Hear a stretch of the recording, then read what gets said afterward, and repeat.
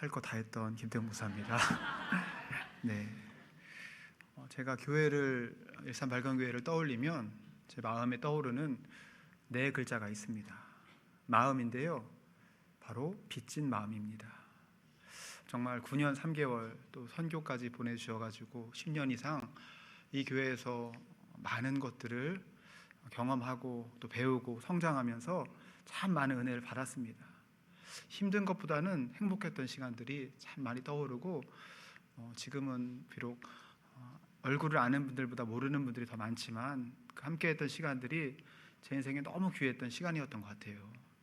특별히 신대원 3차 때부터 제가 전도사로, 아직 전도사도 아니었죠. 시치받은 전도사도 아니고 신학생으로 이제 사역을 시작하면서 동기들과 같이 교회 이야기를 하잖아요. 이제 막 사역을 시작했던 친구들과 같이 동기들과 교회 이야기를 나누면 사실 힘든 이야기를 많이 해요.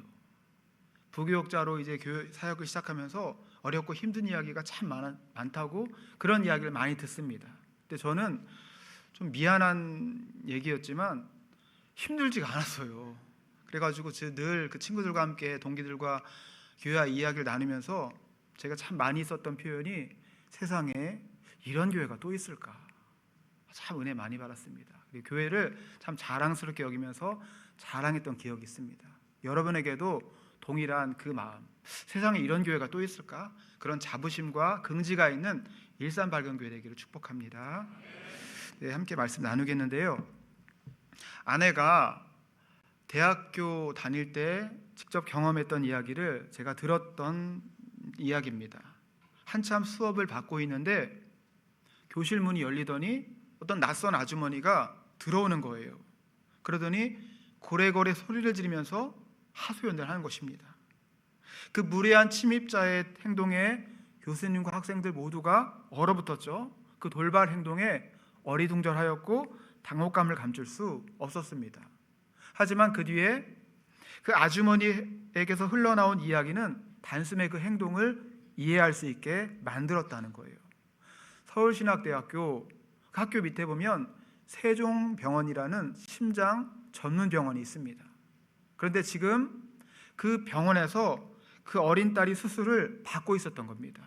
그리고 수술 도중에 예기치 못하게 혈액이 부족하게 되었고, 딸은 지금 생사의 기로에 놓여 있었다는 겁니다.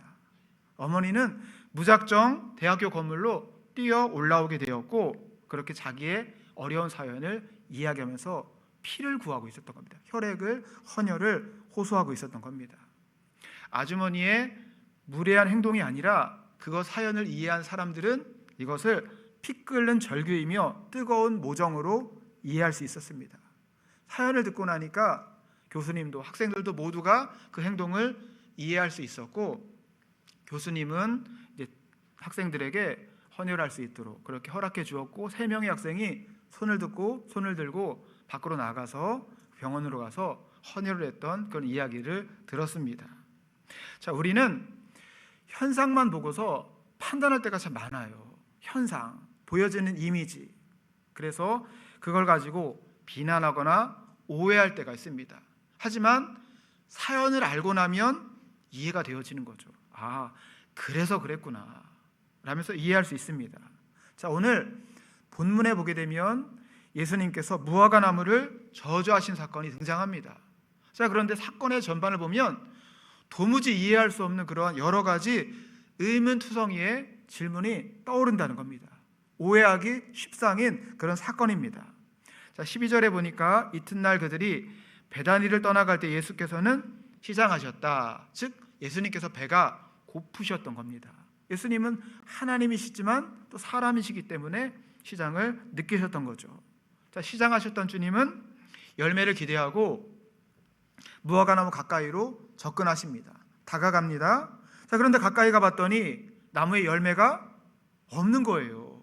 열매가 없습니다. 얼마나 황당하고 민망하고 실망스러웠겠습니까? 자, 정황상 여러 의문이 떠오릅니다. 아니, 전능하신 하나님이, 전능하신 분이 열매가 없는 것을 모르고 다가가셨단 말인가? 주님이 우리의 마음을 다 아시잖아요. 사람의 마음속도 다 이해하시는 분이 모르고 정말 다가가셨나? 이상합니다. 자, 그리고 14절에 보니까 열매 없는 무화과 나무를 저주하세요. 아니, 평소 예수님답지 않잖아요. 뜻대로 안 된다고 막 저주합니까? 너무 괴팍하지 않습니까? 이해가 안 됩니다. 자, 더구나 13절에 그때는 아직 무화과철이 아니었다. 아니, 철이 아니었으니까 열매가 없는 건데, 너무나 당연한 건데 그렇다고 저주를 합니까? 이해가 돼야 안 돼요? 안 돼요. 이해가 안 되어야만 합니다. 이런 대목에서. 자, 무화과 나무는 크게 한 해에 2번 열매를 맺는다고 합니다. 3월과 4월경에 봄에 크기가 작은, 아직 상품 가치가 없는 무화과 열매, 이것을 파기라고 해요. 파기, 헬라어로 파기라고 하는데, 상품 가치가 없기 때문에 이때는 지나가는 행인들이, 나그네들이 열매를 따먹게 합니다. 그렇게 따먹는 파기라는 열매. 자, 그리고 8월과 10월에 시장에서 우리가 사 먹는 본격적인 무화과, 그 달콤한 무화과 열매가 그때 맺혀지는 겁니다. 자, 13절에 나오는 무화과철이 아니었다. 이 말은 파기철은 맞지만 테에나철은 아니었다는 거예요. 이 테에나라는 본격적인 열매가 맺히는 철은 아직 아니었다라고 말씀하는 겁니다. 첫 열매가 열려야 하는 시기에 열매가 없다, 잎만 무성하다, 이것은 지금 나무가 병든 상태임을 의미하는 겁니다. 또한 예수님께서 정말 몰라서 다가가셨을까? 아니요, 아셨지만 제자들에게 중요한 교훈을 주고자 시청각 자료로 무화과 나무를 사용하신 겁니다. 자, 여러분, 열매가 있어야 하는데 열매가 없다, 이것은 평범한 겁니까? 심각한 겁니까? 심각한 거죠. 열매가 있어야 하는데. 자, 무화과 한자로 말하면 없을 무의 꽃, 화, 즉 꽃은 없고 열매만 있는 나무. 자, 보통 나무는 꽃을 피우잖아요. 그래서 향기를 내뿜고 그것으로 벌과 나비를 유혹합니다. 그래서 벌과 나비가 암수 연결을 해주어서 종족을 번식합니다. 하지만 무화과는 꽃을 피우는 에너지를 모두 열매 만드는 속살로 보내는 겁니다. 그러니까 열매가 너무나 중요한 나무입니다. 그런데 그 무화과 나무에 열매를 위해 존재하는 나무인데 열매가 없어요. 심각하죠. 즉 존재 가치가 없는 겁니다. 우리가 나무의 열매를 기대하듯이 하나님도 동일하게 우리에게 열매를 기대하십니다. 주님 우리에게 부르십니다. 열매가 어디 있느냐? 열매가 어디 있느냐? 예수님은 예수 믿는 우리에게 열매가 얼마나 중요한지 이렇게 말씀하셨습니다. 내게 붙어 있어 열매를 맺지 못하는 가지는 아버지께서 그것을 제거해 버리신다. 즉 열매가 없다, 이는 곧 생명이 없다는 겁니다. 열매를 맺지 못하는 것은 심판과 제거의 대상이 되어버리는 것입니다. 오늘 이 무화과나무 사건은 곧바로 이어 등장하는 성전 청결 사건과 연결이 되어집니다. 예수님께서 십자가 지시기 전 마지막 일주일 상당히 많은 다양한 사건들이 있었습니다. 금요일에 십자가를 지기 전에 세족식도 있었고 성만찬 사건도 그때 등장하는 거죠. 월요일 아침에 무화과를 저주합니다. 그리고 월요일 오후에는 성전을 청결하게 하십니다. 바리새인들이 보기에는 난동을 부린 거죠. 그렇게 성전을 뒤엎으시고 화요일 아침에 그 말라버린 무화과 나무를, 그 저주에 대한 교훈을 그 제자들에게, 사람들에게 가르쳐 주십니다. 그리고 화요일 오후에는 다시 성전에 들어가서 율법학자들과 논쟁을 벌이는 겁니다. 즉 무화과 나무 사건과 성전 청결 사건은 교차되는 사건이라는 겁니다. 열매 없는 무화과 나무, 더럽혀진 성전, 이것이 바로 이스라엘의 영적인 상태가 이토록 심각하다는 겁니다. 심각하다는 거예요. 자, 그런데 열매 없이 잎사귀만 무성한 무화과 나무, 이것이 곧 고스란히 우리의 신앙을 상징하는 것은 아닌가 돌아봐야 합니다. 여러분에게 여쭙습니다. 여러분은 실제의 나와 보여지는 나, 뭐가 더 중요해요? 실제의 나, 보여지는 나.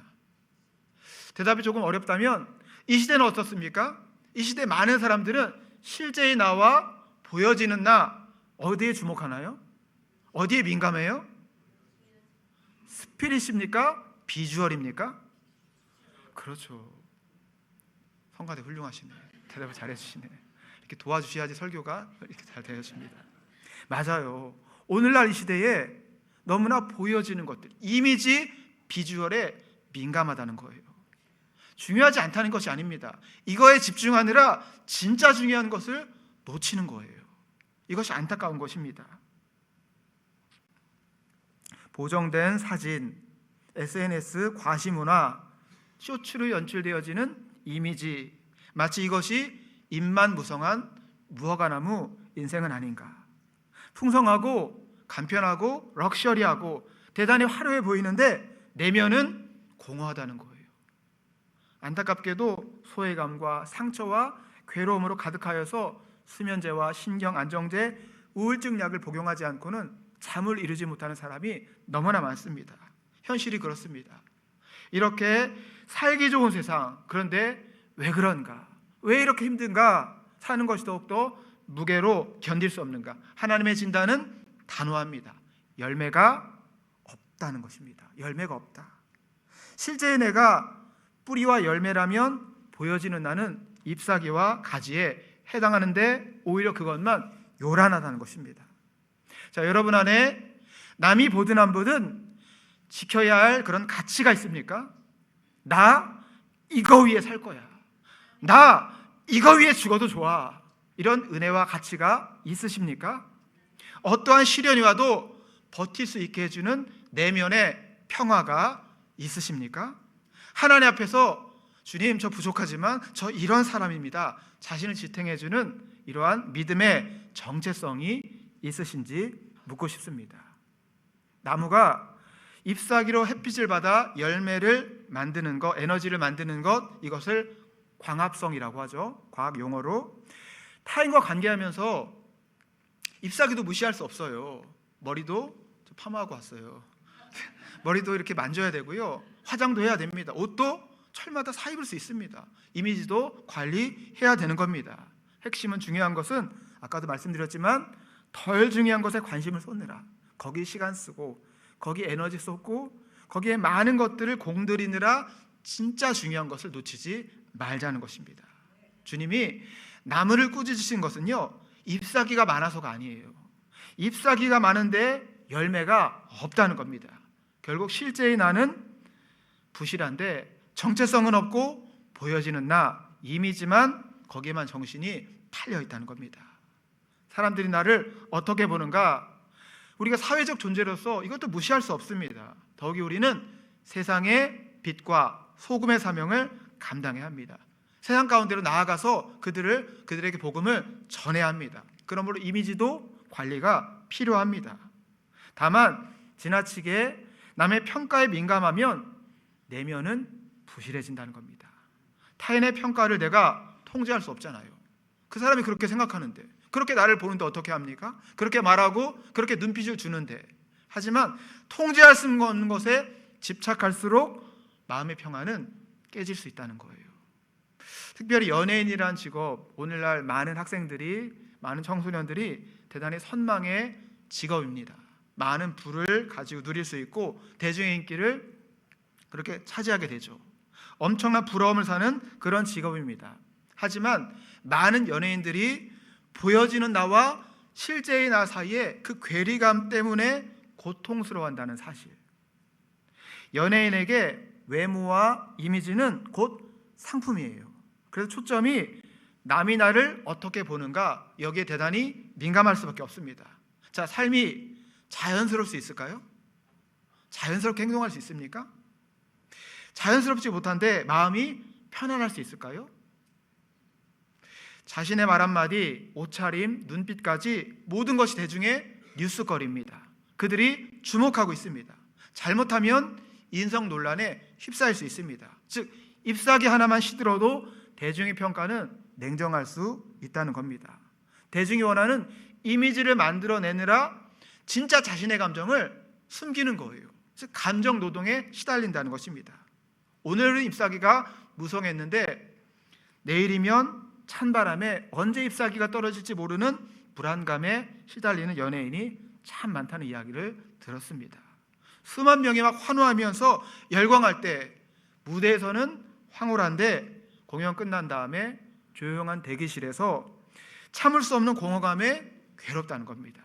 그래서 공황장애, 우울증, 대인기피증, 그것 때문에, 그리고 마약이나 도박에 손을 대는 연예인도 참 많이 있습니다.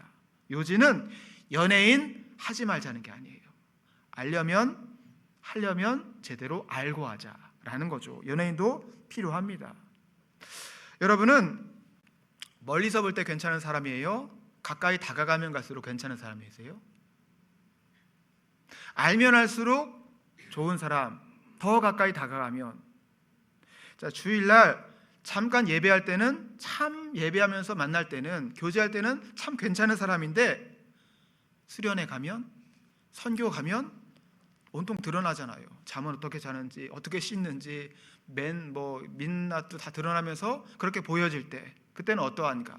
막 성질 부리면서, 짜증 부리면서 막 그런 모습들, 여러분 바라기는 가까이 다가가면 갈수록 진국이 되는 그런 성도 되기를 축복합니다. 우리에게 필요한 것은요, 이미지 관리가 아니라 하나님 보시는 내면이라는 겁니다. 곧 믿음 관리라는 겁니다. 이게 되지 않으면 열매는 없고 잎사귀만 무성한 무화과나무 인생이 되는 겁니다. 그러므로 스스로에게 질문하는 겁니다. 나의 슬픔과 기쁨과 슬픔은 어디에서 오는가? 사람들의 평판에 달려있는가? 하나님의 인정에 달려있는가? 믿음에 있어 보이는데 한순간에 추락하는 사람들이 있어요. 믿음 참 좋아 보였는데, 신앙생활 잘해 보였는데, 근데 왜 추락하는가? 혹시 그것이 외적인 신앙, 보여주기식 신앙은 아니었는가? 이 보여주기식 신앙은 절대 오래 지탱할 수가 없습니다. 왜냐? 신앙은 쇼가 아니라 삶이기 때문에. 신앙은 뭐가 아니에요? 쇼가 아니에요. 뭐예요? 삶이라는 겁니다. 삶을 하나님께 드리는 겁니다. 이것이 온전한 신앙이죠.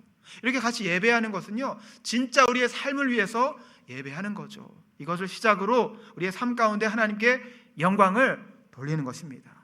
외적인 것에 너무 많은 에너지를 소비하면 내적인 열매를 맺을 수 없습니다. 그리고 내면이 부실하니까 외적인 것에 너무나 많은 것을 가지고 치장하며 투자하는 겁니다. 계시록 3장에 보면 예수님께 책망을 들은 라오디게아 교회가 등장합니다. 당시 라오디게아 지역은 세 가지로 아주 유명하고 부유한 도시였습니다. 먼저는 금융업이 발달하였고 금이 많이 나는 도시였어요. 부자 도시였습니다. 또한 질 좋은 옷감을 생산하는 도시였고 세계적인 안약 제조법이 발달된 그런 도시였습니다. 자, 그들은 경제적인 풍요로움을 가지고 하나님의 복을 받았다라고 생각했습니다. 그래서 이렇게 말하죠. 나는 부자라, 부유하여 부족한 것이 없다. 이런 자부심이 대단했습니다. 하지만 주님의 평가는 냉정했습니다. 너희는 잎만 무성한 무화과나무로구나. 열매는 없구나. 금은 많은데 영혼은 비었구나. 비싼 옷은 거쳤으나 수치심을 가려줄 영적인 의로움은 없는 것이로구나. 세계 최고의 안약을 제조하면서 그걸 만들어 팔면서 자신의 비참한 상태를 보지 못하는 너희는 영적인 소경이로구나. 라오디게아 교회를 향한 주님의 책망, 너는 차지도 아니하고 더욱 뜨겁지도 아니하다. 뜨거운 열정도 없고 차가운 냉철함도 없구나. 이 정도면 됐지. 이 정도면 잘하는 거지. 합리화에 빠져 잎사귀만 무성했던 무화과나무로구나. 참 안타깝죠. 자, 그렇다면 본문에서 잎만 무성했던 무화과 잎사귀, 그 잎사귀가 뜻하는 바는 무엇인가? 함께 말씀 보겠습니다. 우리 13절 말씀을 함께 봉독해 봅니다. 13절 시작. 멀리서 잎사귀 있는 한 무화과 나무를 보시고 혹 그 나무에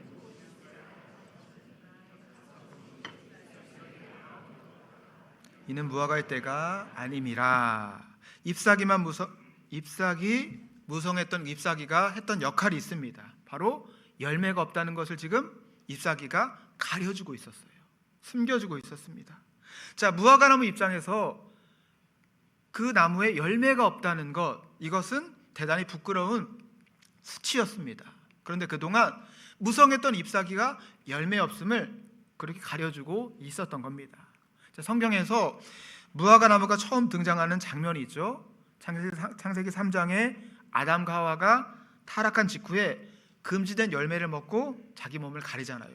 부끄러움을 느끼고 몸을 가리는데 그 나무가 어떤 나무예요? 무화과 나무 잎사귀로 몸을 가립니다. 우리 시대의 씁쓸한 자화상, 열매보다 잎사귀에 대한 관심이 너무나 커지고 있다는 겁니다.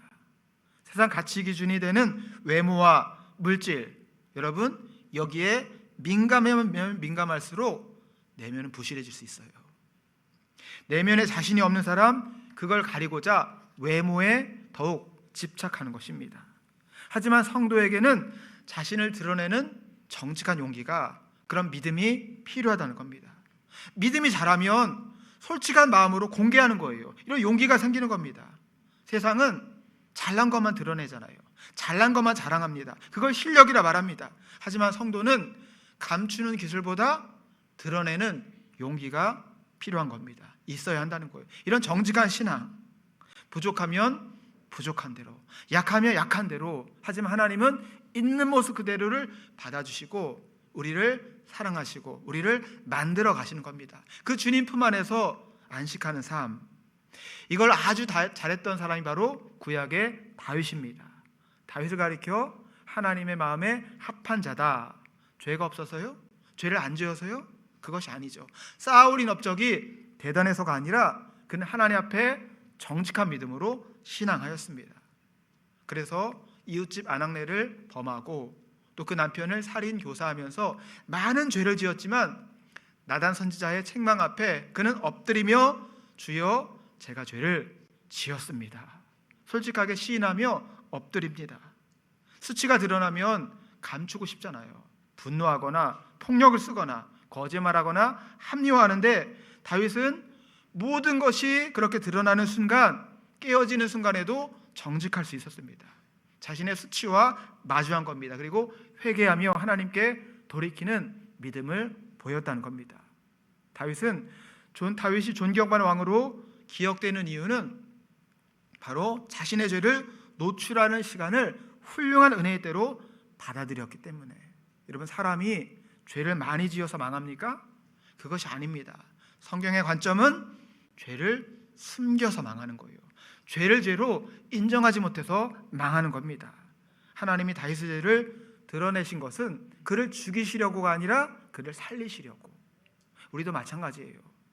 우리에게는 그 많은 연약함들, 그것을 하나님 앞에 고백하는 겁니다. 또 구역 식구들에게 함께 나누면서 기도 받는 겁니다. 인정하며 주님 저 이렇습니다. 죄송합니다. 그렇지만 다시 하나님께로 나아가는 것입니다. 당시 이스라엘의 영적인 상태는 영락없이 잎사귀만 무성한 무화과나무 같았습니다.